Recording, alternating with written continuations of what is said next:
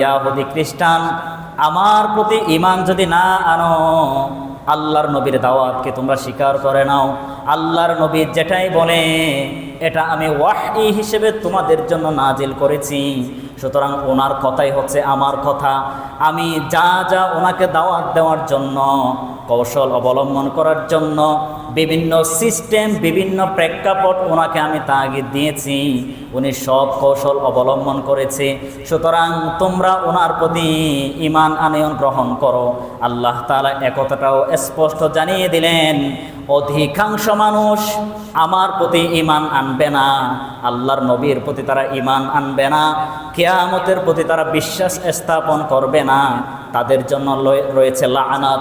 আল্লাহর নবী যখন ইয়াহুদি খ্রিস্টানদের কাছে দাওয়াত দিতেন, কিয়ামতের ভয়াবহ পরিস্থিতি সম্পর্কে জানিয়ে দিতেন, কিন্তু ম্যাক্সিমাম ইয়াহুদি খ্রিস্টান